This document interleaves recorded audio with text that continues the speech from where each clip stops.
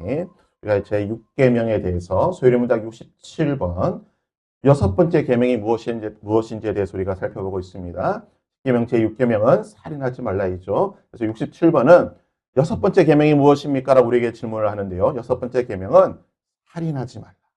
그렇다면 여섯 번째 계명에서 요구되는 것이 무엇인가? 여섯 번째 계명은 우리 자신의 일단은 나 자신의 생명과 타인의 생명을 보존하기 위한 모든 합법적인 노력입니다. 그러니까 우리가 모든 노력을 다 해야 된다는 거예요. 나의 생명을 지키고 타인의 생명을 지키고 보호하는 일에 우리가 할 수 있는 모든 합법적인 수단과 방법을 다 동원해야 된다. 우리가 조금 전에 기도했던 것처럼 특별히 문화의 영역에서 우리가 할 수 있는 모든 노력을 다 해야 된다는 것입니다.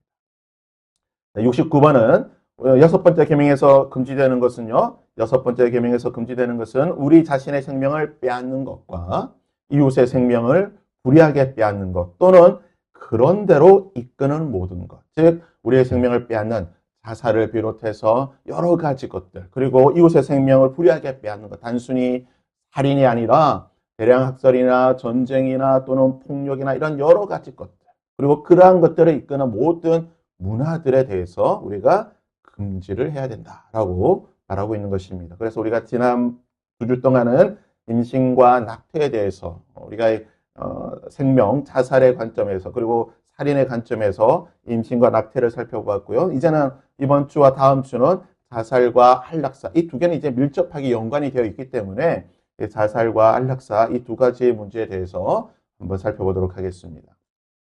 여섯 번째 계명은 이제 생명에 대한 경외함이죠. 하나님께서 인간에게 주신 그 생명의 경외함. 그래서 하나님을 사랑하는 것 같이 우리는 우리의 생명, 인간의 생명도 사랑해야 된다. 나의 생명을 사랑하는 것처럼 내 몸을 사랑하는 것처럼 타인의 몸을 사랑해야 한다라는 것입니다. 2025년 이런 통계가 있더라고요. 2026년은 아직 통계가 안 나왔고 9월 달 보통 되면 이제 우리나라 통계들이 많이 발표가 되는데 2025년 그러니까 2024년에 통계를 2025년에 낸 것인데요. 자살 통계 연보라고 하는 보건복지부와 생명존중희망재단에서 발간한 공식적인 자료입니다. 그래서 우리나라 경찰청과 그리고 보건복지부에 보고된 국가의 공식적인 자료를 기반으로 해서 만든 것인데요. 몇 가지 지금 우리나라에서 이 자살에 관해서 어떤 일이 일어나고 있는가에 대해서 제가 먼저 간단하게 한번 살펴보겠습니다. 2019년에서 2023년 그러니까 한 5년 정도 되겠죠. 5년 동안 우리나라에서 얼마나 많은 사람들이 스스로 목숨을 끊었는가. 대략적으로 평균은 한 13,500명, 14,000명 가까이 되는 한 해 동안. 이것을 이제 하루로 치면 40명입니다. 약 40명 정도. 그러니까 우리가 한 시간에 대략 2명 정도. 지금 이 시간에도 어디선가는 스스로 목숨을 끊고 있는 일이 있다는 것이죠. 자살률에 대해서는 27.3% 굉장히 높은 수치입니다. 이게 뭐 낮은 수치가 아니에요. 27%라고 하는 지금 가면 잠시 떨어졌다가 지금 추세가 다시 상승하고 있는 추세인데요. 성별로 보게 되면 대략 그러니까 2023년에 한 14,000명 정도 가운데에 남자가 거의 70%입니다. 여성이 한 30% 정도, 남성이 한 2.3배 정도 더 많다. 남성이 더 많은 스스로 목숨을 끊는다라는 것을 보게 됩니다.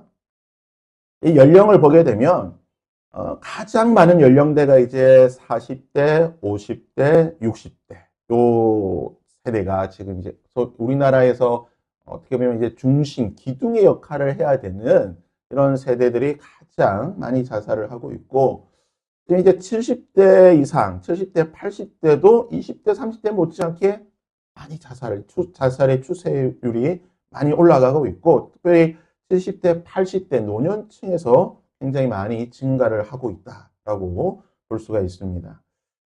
성별로 해서 이제 쭉 그러니까 성별과 연령대별로 보게 되면 거의 비슷하죠. 아까 같이 거의 한 30대, 40대, 50대, 60대. 그러니까 3, 4, 50대, 60대 요 중간 세대가 더 굉장히 많이 자살하고 있는데 조금 우리가 한 가지 또 살펴볼 것은 10대, 20대 청소년들의 자살률도 상당히 높다는 것이죠. 그래서 대략 한 10% 정도 되는 그런 자살률이 있고 청년들은 더 높습니다. 청년들은 더 높은 것을 거의 한 2배 이상, 그러니까 10대보다 훨씬 더 높고 그리고 고령층의 자살률도 굉장히 많이 증가하고 있다. 그래서 지금 우리나라 자살의 통계로 보게 되면 나타난 현상이 청년과 고령층이 많이 증가하고 있고 3, 4, 50대, 그러니까 4, 50대는 원래 많고 이제 10대, 20대와 70대, 80대도 더 지금 더불어 상승하고 있는 추세다라는 것이 통계적으로 볼 수 있는 것입니다. 지역적으로 보니까요, 가장 많은 지역이 충청도 분 계십니까? 충청도가 제일 높아요. 도대체 충청도에서 무슨 일이 있었는지 모르겠지만 충청남도와 충청북도가 제일 높습니다. 제일 낮은 도시는 서울입니다. 의외로 서울이 인구가 제일 서울 경기권이 인구가 많음에도 불구하고 상대적으로 낮습니다. 동서로 보게 되면 동쪽이 훨씬 더 자살률이 많다라는 것을 보게 되고요. 충남, 충북 1위, 전국 1, 2위입니다. 제일 많고 서울이 제일 낮은, 그러니까 17개 시도로 볼 때 서울이 가장 낮은 추세를 보이고 있다. 지역별로 보니까요, 시 군구로 보니까 가장 많은 시는 경상북도 김천시가 제일 높습니다. 표준율로 환산하게 되니까 거의 한 35% 이상 굉장히 자살률이 높고요. 충청북도, 충청남도, 충주시와 서산시. 이게 자정에 중간 지역에서 무슨 일이 있었는지 모르겠는데 굉장히 높아요. 군으로 따지면 충청남도 청량군이 제일 높습니다. 구로 따지니까 의외로 이제 부산시 중구가 제일 높다라고 나옵니다. 거의 한 44% 정도 되는 거고요. 자살률이 제일 낮은 도시, 전국 시군구로 해서 보게 되면 경기도 의왕시입니다. 의왕이. 그리고 나서 안양시, 그러니까 의왕, 안양, 군포. 의외로 이쪽 남부 쪽이 좋은 땅인가 봐요. 제가 살고 있는 땅이 좋은 땅인 것 같습니다. 자살률이 전국에서 제일 낮은 곳 중에 한 곳인데. 그 다음에 이제 군으로 따지면은 전라도 진안군, 그리고 경상남도 함양군이 되어 있고, 구로 따지니까 경기도 영통구, 그러니까 수원 쪽에 영통구 쪽이, 그리고 경기도 동안구가 구로 따졌을 때는 가장 낮은 도시다. 이 뒤에 또 통계로 보겠지만 이게 좀 경제적인 그런 상황도 있어요. 경제적인 그런 상황에 따라서 자살률의 차이가 있는 것을 보게 됩니다. 자살 동기를 보게 되면 남성의 경우는 압도적 1위가 경제적 어려움이에요. 경제적 문제 때문에.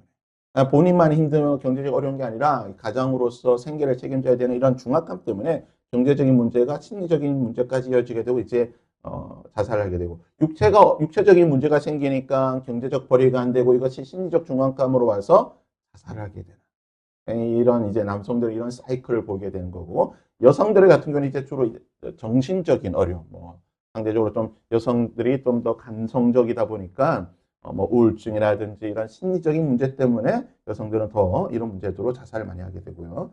OECD 비교하게 되면 우리나라 다 1위입니다. 웬만한 나라들 다 제치고 우리나라가 1위를 하고 있는 것을 보게 되고요. 그래서 우리나라는 낙태율도 1위고 교통사고도 1위고 자살률도 1위고 이혼도 1위입니다. 우리나라 신기한 나라예요.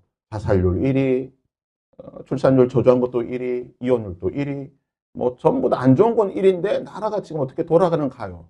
이게 진짜 이게 말로 설명이 안 되는 미스테리한 나라라고 볼 수가 있는데 자살 시도한 거는요. 자살을 한 사람은 우리가 14,000명이면 시도한 거는 거의 한 3배 정도 많아요. 보통 이것도 이제 보고가 된 겁니다. 보고가 된 거고, 그러니까 정부에서 경찰청이라든지 병원이라든지 이런 데 신고가 돼서 조사가 된 것만 4만 건이고 보통 이제 우리가 어떤 이런 관련해서 연구하시는 분들의 표현에 따르면 자살자가 있으면 보통은 10배, 시도하는 사람은 10배 정도 더 많다고. 그러니까 14,000명이 죽었으니까 거의 한 10만 명 이상이 자살을 시도했다라고 볼 수가 있습니다. 근데 보고된 거는 거의 한 4만 건인데 의외로 여성이 시도는 더 많이 했어요. 시도는 여성이 더 많이 하는데 죽기는 남자가 더 많이 죽었다. 이게 무슨 말입니까? 저는 편이 그렇지만 남성은 한 방에 그냥 죽는 방법을 택했다는 거예요.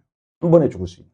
근데 여성은 시도는 하는 거예요. 근데 이제 조금 주저하니까 한 번에 죽지 못하고 여러 번 시도를 한다든지 이런 것들을 보게 되는 거죠. 그래서 이제 뭐 연령대 보시면 20대 여성들이 그러니까 10대, 20대 여성들 굉장히 시도를 많이 합니다. 요주의물입니다. 이거 아주 교회나 가정에서 좀 관찰을 많이 하셔야 되는 게 10대, 20대 압도적입니다. 압도적으로 많아요. 10대, 20대 여성들의 자살률이 압도적으로 많다라는 것을 우리가 조금 잘 살펴봐야 되는 거고요. 학력으로 보게 되면 이제 고졸과 대졸이 상대적으로 많습니다. 고졸과 대졸, 우리나라 대부분 이제 고졸 대졸이고 의외로 이제 대학원 이사 고학력자는 자살률이 좀 낮은 것을 볼 수가 있습니다. 그리고 이제 직업별로 보게 되니까 지금 잘 보이시는 모르겠지만 기능직이라든지 서비스 종사직 그리고 학생, 가사, 무직. 그러니까 학생이나 가사, 그러니까 주부들 또는 무직, 일하지 않는 분들이 제일 많이 자살을 하게 되고, 그 다음에 상대적으로 이제 관리직, 그러니까 기업에서 관리 조금 직급이 높은 분들은 상대적으로 좀 적다라는 것을 볼 수가 있습니다. 언제 많이 자살하냐? 3, 4, 5, 6. 지금이 제일 위험한 시기예요. 그러니까 아까로 이제 통계로 한번 볼까요? 3, 4, 5, 6. 지금 어디에 있는 사람들요? 충청도에 살고 있는 10대, 20대 여성들이 제일 위험한 거예요. 통계적으로 보면. 통계적으로 보게 되면 10대, 20대 충청도에 살고 있는 지금 살고 있는 여성들이 제일 위험한 상황이다라는 것을 볼 수가 있고요. 동기별로 자살하는 그 이유를 보게 되니까 이제 경제적인 상황이나 또는 정신적인 문제가 계속해서 이 추세가 많아지고 있다는 거예요. 그래서 예전에는 뭐 다른 문제들이 많았지만 가면 갈수록 이제 경제적인 문제나 또는 이제 관계 속에서 오는 여러 가지 정신적인 문제, 스트레스가 자살의 주요한 원인이 되고 있다. 이것도 이제 세대별로도 정확하게 구분이 됩니다. 20대, 30대, 40대, 50대, 60대의 경제적인 상황, 정신적인 문제가 압도적으로 더 높다는 것을 볼 수가 있고요. 전체적으로 봐도 그렇고. 그러니까 이게, 사회가 조금 우리 개인화되면 될수록 이런 정신적인 스트레스나 어떤 그런 관계 속에서의 어려움 때문에 굉장히 힘들어하는 것을 볼 수가 있습니다. 자살 시도하는 것에 대해서 우리 정부에서 어떻게 지금 이것을 막으려고 하고 있는가? 그러니까 주로 이제 거의 우리나라 대부분 그렇지만 모든 거의 인프라들이 수도권에 많이 집중이 되어 있어요. 뭐 자살 방지하는 그런 상담소라든지 또는 어떤 그런 유가족들을 돌볼 수 있는 모든 것들이 대부분 다 수도권에 인프라가 집중되어 있다. 이렇게 볼 수가 있고요. 저는 이제 올해 이제 평균입니다. 올해, 그러니까 작년이죠. 2025년에 14,000, 그러니까 거의 한 몇 명이죠? 한 1,000명 이상이 늘었어요. 하루 평균 40명. 굉장히 지금, 나머지는 다 뭐 추세가 비슷합니다. 우리가 이제 한 가지 생각해야 될 게 뭡니까? 오늘날 이제 한국의 크리스찬 비율을 우리가 생각하게 되면, 굉장히 좀, 보수적으로 잡았을 때에, 우리가 뭐 맥시멈으로 잡는 거 말고요. 보수적으로 보게 되면, 한 20%에서 15%, 20% 정도가, 뭐 2단 빼고, 2단이나 이상은 다 빼고, 소위 말하는, 복음주의적인 그런 신앙을 가진 크리스찬들은 대략적으로 한 15%에서 한 20%, 많으면 20% 정도 생각을 할 수가 있습니다. 그러면 그대로 대입을 하게 되면요. 15,000명이 만약에 스스로 목숨을 끊었다고 한다면 통계적으로 보게 되면 이 가운데에 복음적인 신앙을 가진 크리스찬들이 얼마나 됩니까? 20%라고 하면 3,000명이에요. 교회 다니는 사람들 가운데 3,000명이 스스로 목숨을 끊었다. 그 10배인 3만 명이 자살을 시도했다는 거예요. 우리 교회 공동체 안에. 크리스찬 공동체 안에 3,000명의 자살자가 있다는 사실. 굉장히 심각한 거예요. 그래서 조금 오래된 자료인데 한 10년쯤 된 자료인데 크리스찬 중고생들과 크리스찬 청년들, 그러니까 10대, 20대, 30대 초반 요 세대에게 물어봤습니다. 자살을 생각해 본 적이 있는가? 자살에 대해서 좀 한 번이라도 생각해 본 적이 있는가 했을 때 무려 27%가 자살에 대해 생각했다. 시도가 아니라 힘든데 죽어버릴까? 라고 생각했다는 비율이 27%. 개신교 5명 중에 1명이 자살 충동을 경험을 하고 있다는 거고요. 그 자살을 하려고 하다가 왜 자살 안 했냐라고 물어보니까 20%가 목사님의 말씀을 듣고, 목사님들이 설교를 어떻게 하셨는지 모르겠지만 저주가 목사님의 설교를 듣고, 그리고 나머지는 용기가 없어서 가족 때문에 방법 선택이 잘못되었어. 하나님의 영광을 가리었기 때문에 또는 하나님이 나를 지켜주시기 때문에 이것보다는 누군가의 이야기를 듣는다든지 또는 용기가 없어서 자살하지 못했다라는 그런 퍼센티지가 있습니다. 지금까지 우리나라에서 공식적으로 발간된 자료를 통해서 오늘 현 시대의 이 자살의 문제에 대한 것들을 한번 살펴보았습니다. 이제 우리가 성경으로 한번 들어가서요. 이런 말이 있습니다. 개똥밭에 굴러도 이승이 좋다. 전분세락이다. 아니 개똥밭에 굴러도 이승이 이렇게 좋다라고 하는데 왜 그렇다면 한 해에 15,000명, 15만 명이 사람들이 자살을 하고 자살을 생각하고 시도를 하는 것인가? 그 가운데에 20%라고 하는 크리스천들이 포함되어 있다고 한다면 우리가 이 문제를 한번 생각해 볼 수가 있죠. 보통 우리가 자살을 이야기할 때에 항상 나오는 질문이 있습니다. 자살하면 무조건 지옥에 갑니까? 기독교인이 자살하면 구원받을 수 없습니다. 이것 때문에 이제 자살을 주저하는 경우가 있다는 거죠. 특별히 천주교 같은 경우는 이것에 대해서 명확합니다. 이것에 대해서 명확하기 때문에 천주교는 상대적으로 종교로 따졌을 때 천주교에서 자살하는 비율이 조금 더 낮긴 하지만 낮습니다. 자살하면 무조건 지옥에 가는가? 아니면 기독교인이 자살하면 구원을 받을 수 있는가? 이 문제가 아주 중요한 신학적 문제입니다. 이 문제에 대해서 초대교회 때부터 시작해서 종교개혁에 이르고 그리고 우리가 성경적 관점에서 우리가 이 자살과 특별히 이 구원과 연결해서 어떻게 우리가 한번 살펴봐야 되는가 한번 보도록 하겠습니다. 우선 자살에 대해서 정통적인 신학 견해가 있습니다. 이게 초대교회 교부들. 그러니까 초대교부라고 하면 AD 한 350년, 기독교가 공인이 되었을 그때까지, 보통 AD 한 400년까지를 이제 보통 우리가 초대교회 교부라고 부르게 됩니다. 그중에 이제 몇몇 사람들, 한 3명, 저스틴 마터라고 하는 순교자 저스틴이라고 불리는 사람이 있습니다. 직접 자살론을 체계화하진 않았지만 순교와 자살을 구별했습니다. 그러니까 박해받는 시대에 신앙 때문에 굉장히 박해받던 그 시대에 순교와 자살을 구별했다는 거죠. 그러니까 너무나 박해가 힘드니까 그냥 죽어야 되겠다 해서 죽는 사람들이 있으니까 그거는 순교가 아니다 라고 자살과 순교를 구분하고 신앙 때문에 죽임당하는 것이 순교이지 스스로 죽는 것은 순교가 아니다라고 가르쳤던 사람입니다.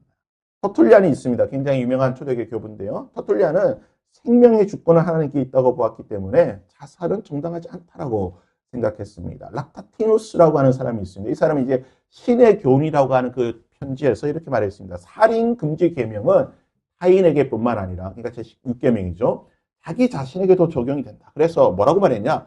자살하는 사람은, 자살자는 살인자다라고 이야기를 했습니다. 그래서 초대교회 때는 이런 여러 교부들이나 가르침에 따라서 자살을 초대교회 때는 죄로 정죄를 하였습니다. 하지만 목회적 경계와 순교 신학 가운데서 고난 가운데 우리가 순교는 가능하지만 그렇다고 고난이 너무 힘들다라고 해서 자살을 해서는 안 된다. 그래서 순교와 자살을 구분하였고 당시 로마 헬라 문화 속에 있던 자살을 미화하는 자살에 대해서 좀 굉장히 아름답게 그렇게 미화하던 그런 문화 속에서 자살을 해서는 안 된다라고 경계했던 것이 초대교회였습니다. 이런 초대교회의 가르침은 계속해서 어떻게 이어지게 되냐? 이제 초대교회의 모든 신학을 완성하였던 어거스틴에 대해서 어거스틴이 하나님의 도성이라고 하는 신국론에서 자살을 비판했습니다. 이 자살을 해서는 안 된다라고 어떻게 보면 이제 서방 교회의 자살에 관한 가장 중요한 교리적인 지침을 누가 만들었냐? 어거스틴이 세우게 됩니다. 하나님의 도성이라고 하는 신국론에서. 그런 신국론에서 살인하지 말라는 계명은 나 자신에도 해당하는 것이다. 내가 타인을 죽이는 것뿐만 아니라 나 자신을 죽이는 것도 살인죄에 해당하는 것이다라고 말했습니다. 그리고 이제 이게 문제예요. 이 어거스틴이 말했던 이 두 번째 이것 때문에 이제 보통 이제 자살에 대해서 많이 금지하게 되는데 자살은 회개할 기회를 스스로 끊어버리는 것이다. 그러니까 살인죄를 지었는데 이것을 회개를 해야지 용서받고 구원받고 천국에 갈 수가 있는데, 아니 내가 내 스스로 목숨을 끊으면 내가 회개할 기회를 얻지 못하는 것이 아니냐. 그래서 자살을 하면 회개할 기회가 없다. 그렇기 때문에 어떻게 된다고요? 지옥에 갈 수밖에 없다. 구원받지 못한다라고 하는 그런 논리적인 그런 단계가 있게 되는 것입니다. 수치와 고난을 피하기 위해서 아까 말씀드렸죠. 초대교회의 그런 극심한 박해 가운데에 그것을 피하기 위해서 자살하는 경우도 있었는데 그것도 정당할 수 없다라고 보았던 것이죠. 성경에 보게 되는, 다음 주 우리가 살펴보겠지만 성경에서 자살했던 사람 6명, 그런 사례들은 자살을 권장하는 것이 아니라, 규범이 아니라 자살을 해서는 안 된다라고 하는 하나의 사례로 보여주는 것이다라고 이야기하게 되고, 어거스틴 이후 이제 서방교회, 이제 캐톨릭이라든지 이런 서방교회는 자살을 중대한 죄로 여기게 됩니다. 이런 어거스틴의 신학은 중세 가톨릭의 신학을 완성했던 토마스 아퀴나스라고 하는 이 신학자에 의해서 그 신학책이라고 불리는 신학대전에서 토마스 아퀴나스가 가톨릭의 이 자살에 관한 신학을 완성하게 됩니다. 첫 번째는 자연법에 반한다. 이 자연법이 뭐냐? 모든 존재는 자신을 보존하는 것을, 자신이 지키려고 하는 것이 모든 자연 존재의 어떤 본능인데, 자살은 이것을 끊어버리는 것이니까, 파괴하는 것이기 때문에 자연법에 반하는 것이다. 그래서 자살을 해서는 안 된다. 또 자살은 공동체에 대한 죄다. 개인은 사회의 일부이기 때문에 자살하면 공동체, 가정 공동체 또는 교회 공동체, 사회 공동체에 손해를 끼치는 것이다. 마지막으로 자살은 하나님께 대한 죄다. 생명의 주권자는 하나님이시고 하나님께서 생명을 주관하시는데 인간이 그 스스로 하나님의 주권을 도전하는 것이기 때문에 하나님께 대한 죄다라고 다루었습니다. 그래서 이 토마스 아퀴나스의 영향에 따라서 중세 가톨릭은, 천주교는 자살에 대해서 굉장히 엄격하고, 오늘날도 마찬가지입니다. 그래서 천주교 같은 경우는요, 자살한 사람에 대해서는 미사를 집례할 수가 없습니다. 천주교는 실성사라고 하죠. 태어날 때 세례를 받는 것을 시작해가지고 죽을 때 장례 미사까지 7번의 그 성사를 해야지만 구원이 완성이 돼요. 그런데 이 장례 미사를 하지 못하면 구원의 완성이 안 되는 거거든요. 더군다나 이 자살을 하게 되면 미사를 못할 뿐만 아니라 천주교 내의 어떤 그런 묘지들이나 이런 데 매장을 할 수가 없어요. 천주교는 아직도, 그래서 천주교는 자살자에 대해서 미사를 아직도 집례하지 않습니다. 그런 전통에 따라서 우리 개신교도 이 자살하신 분에 대해서 원칙적으로는 목사가 예배를 집례하지 않아요. 교회법에는 없지만 교회법을 유권 해석한 그런 것들에 따라서 목사가 장례를 집례하지 못하는 경우는 자살자에 대해서는 집례를 하지 않습니다. 하지만 오늘날은 그렇지 않아요. 오늘날은 이제 목회적 차원에서, 돌봄 차원에서 자살했다 할지라도 목사가 장례를 집례합니다. 집례해주는 경우가 있습니다. 하는 게 아니라 해주기도 합니다. 안 하는 분도 계시지만 해주기도 하고, 아무튼 천주교는 아직까지 그렇다는 것이고, 현대 천주교는 이런 가톨릭의 입장을 여전히 고수하고 있고, 조금 완화되기는 했지만 여전히 중대한 악으로 규정하고 있습니다. 이게 이제 천주교의 입장이고, 그렇다면 우리 개신교, 종교개혁가들의 입장이 무엇인가 한번 잠시 살펴보면요. 루터입니다. 여러분, 루터와 칼빈에 대해서 우리가 이제 이 설교문답 하다 보면 이제 계속해서 루터와 칼빈이 비교가 되는데, 그러니까 루터는 좀 인간미가 있어요. 좀 인간적이에요, 굉장히.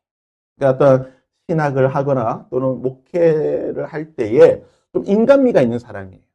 그래서 어떤 그 사람들의 형편과 필요에 대해서 긍휼의 마음을 가지고 다가갔던 사람이라고 한다면, 칼빈은 냉정합니다.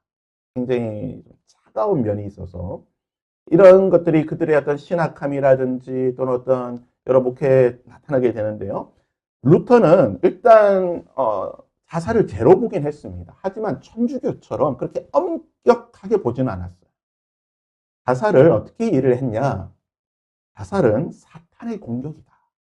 사탄이 사람을 공격해서 그 영혼을 공격하고 짓밟고 막 괴롭혀가지고 그 정신적인 고통과 사탄의 공격 때문에 피폐해진 영혼이 극단적으로 선택한 것이 자살. 모든 자살자를 동일하게 정죄해서는 안 된다. 물론 아닌 경우도 있겠지만 많은 경우에는 그런 사탄의 공격 때문에 심리적인 그런 고통과 압박 때문에 자살을 했다. 어떤 경우는 그랬다 보니까 당사자가 자유로운 판단을 하지 못하고, 그러니까 나는 가족들 생각하고 뭐 생각해서 살아야 되는데 이런 이성적 판단을 까지 못할 정도로 굉장히 심리적 압박이 있다 보니까 자살을 하게 되었다. 그래서 자살자에 대해서 좀 더 목회적인 관점에서 인간의 어떤 심리를 살펴줘야 된다라고 루터는 생각했습니다. 그래서 루터는요, 자살을 마귀의 짓이다라고 규정했습니다. 왜냐하면 죽음의 영이기 때문에 마귀의 거짓의 아비였던 마귀가 거짓말로 사람을 속여서 했던 일이 자살이다. 또 목회적 관점에서 극심한 우울증, 정신질환으로 자살한 사람에 대해서 루터가 뭐라고 말했냐? 숲에서 강도를 만나 살해당한 사람처럼 마귀의 권세에 압도되어 희생당한 것일 수도 있다는 거예요. 굉장히 연약한 사람이라는 거예요. 그래서 마귀가 공격해서 마치 숲에서 강도에게 살해당한 것처럼 마귀에게 당해서 죽었다라고 이야기를 하게 됩니다. 그래서 루터는 무조건 지옥에 간다라고 말하잖아요. 물론 자살자가 지옥에 갈 수도 있지만 가지 않을 수도 있다라고 말했던 것이 루터입니다. 그러니까 중세 가톨릭의 입장에서 굉장히 거의 180도 돌아선 입장이죠. 그래서 자살을 영적 전쟁과 정신적 고통의 관점에서 어떻게 보면 오늘날 어떤 신학적 관점과 흐름을 이미 루터가 이 당시에 거의 1500년대에 보고 있다는 겁니다. 이에 반해서 칼빈의 견해입니다. 칼빈은요, 자살을 명확하게 죄로 정죄했습니다. 그러니까 중세 가톨릭의 입장처럼 아주 자살을 죄로 규정했는데 인간은 하나님께 속한 존재이며 자기 생명도 자기가 소유가 아니라 하나님, 그러니까 칼빈은 하나님의 절대 주권을 말했기 때문에 생명은 하나님의 절대적인 주권이다. 이것을 인간이 하나님의 절대 주권에 침해하는 것은 죄다라고 이야기를 했던 것입니다. 그래서 기독교 강요 제2권 8장의 도덕법 제6계명을 강의하는 부분에서 뭐라고 말하냐? 하나님의 형상, 살인을 금한 가장 큰 이유가 뭐냐? 인간이 하나님의 형상으로 만들어졌는데 인간의 하나님의 형상을 파기하는 살인이나 자살이나 똑같다는 거예요. 하나님의 형상을 파괴하기 때문에 자기의 몸을 해치는 것도 하나님의 형상을 파괴하는 죄다라고 보았습니다. 그래서 칼빈은 어떻게 비유하냐? 이렇게 비유했습니다. 칼빈은 고대로부터 내려오던 군사의 비유를 들어서 이야기하는데요. 인간의 생명은 총사령관 대신 하나님이 우리에게 맡겨주신 초소와 같은 것이다. 그래서 우리는 하나님이 부르시기 전까지는 이 초소, 생명을 떠나서는 안 된다는 거예요. 그러니까 하나님께서 부르시기 전까지는 우리의 몸, 이 초소를 어떤 일이 있더라도 지켜야 된다. 또 자살은 주권자에 대한 월권 행위다라고 이해를 했습니다. 근데 칼빈이 이렇게 이야기했지만 조금 더 좀 긍정적으로 볼 것은 이것이에요. 인간의 생명은 하나님의 섭리 아래 있고 자살은 하나님의 질서를 거스리는 행위이긴 하지만 칼빈의 구원론에 있어서 즉 하나님께서 예정하시고 선택하시고 절대 주권으로 그 은혜 가운데 구원하시는 이 하나님의 이 구원의 여정은 하나의 단일 행위로 즉 자살이라고 하는 행위 하나 때문에 인간의 구원이 기계적으로 취소되지는 않는다. 그러니까 하나님의 그 구원의 큰 여정이 우리의 삶 속에서 이루어지는 그 하나님의 구원의 역사가 자살이라고 하는 그 하나의 사건 때문에 취소되지는 않는다라고 보았습니다. 따라서 이 칼빈의 이러한 입장이 후대 오늘날 우리 개혁주의라든지 또는 장로교나 여러 복음주의 전통에서는 자살은 죄긴 하지만 그 자살이 우리의 구원과는 절대적인 영향을 주지 않는다라고 보고 있습니다. 즉 자살이 우리 구원의 최종 판단이 되지 않는다. 구원의 최종 판단은 하나님께서 하시는 것이고 그래서 자살한다 할지라도 구원을 받을 수 있다라고 하는 그런 신학적인 여지를 칼빈이 좀 남겨두었어요. 그래서 쭉 표고 보면 좀 복잡합니다. 하지만 제가 방금 전에 말씀드린 내용도 이렇게 표로 정리를 해본 것인데요. 그리고 요 이제 요 한 2, 3분 지금 이건 다음 주 보도록 하겠습니다. 다음 주 보도록 하고 우리가 이제 이 지금 종교 개혁자들에 대한 이런 신학적 입장을 봤는데 우리가 이게 물론 자살은 우리가 다음 주도 쭉 살펴보긴 하겠지만 하나님 앞에 분명 죄입니다. 죄인 것이고 또 우리가 반드시 해서는 안 되는 일입니다. 그러나 자살을 했다라고 해서 그것에 대해서 그 사람에 대해서 그 구원에 대해서 우리가 왈가왈부하기에는 곤란하다. 그리고 한 가지 더 나아가서 자살자에 대한 목회적 위로가 있어야 된다. 그러니까 죽은 사람에 대해서 우리가 어떻게 할 수는 없겠지만 살아있는 그의 가족들. 그건 15,000명의 자살자가 있으면 4인 가족이라고 한다면요. 몇 명입니까? 6만 명이에요. 그 자살자 가족. 그 6만 명에 대한 목회적 돌봄이 필요하다는 거예요. 그러니까 자살한 것에 대해서 자살자에 대해서 우리가 너무 정죄하고 지옥에 갔다라고 단정적으로 말했을 때에 그 남아있는 가족들에 대한 우리의 목회적 돌봄과 위로를 할 수가 없게 된다는 거죠. 그러니까 이런 부분들을 좀 고려를 해야 되는 것이고 그러다 보니까 이제 다음 주에 살펴볼 웨스터민스터 신앙 고백서라든지 하이델베르그 또는 도르트 벨직 여러 우리의 신앙 고백서에서도 중세의 입장과는 조금 완화된 그런 신학적 입장을 가지고 있고 이것이 오늘날 우리 현대 많은 신학자들과 목회자들에게도 이어지고 있다는 것을 볼 수가 있습니다. 다음 주에 요 나머지 부분에 대해서 우리가 살펴보고 조금 더 이제 민감한 이슈이긴 하지만 이제 6계명 자체가 굉장히 민감한 이슈예요. 왜냐하면 자살은 필연적으로 안락사와 연관이 되어 있는 것이고 또 자살은 단순히 자살만 끝나는 게 아니라 자기 자신을 학대하는 여러 가지 중독과 자기 자신을 학대하는 이 문제까지 연결이 되다 보니까 굉장히 좀 중요하고 좀 민감한 이슈인데요. 여기 관해서 이제 우리가 좀 다양한 신학적 의견들을 한번 살펴보면서 또 우리의 생각을 한번 좀 정리할 수 있는 그런 시간을 가지도록 하겠습니다.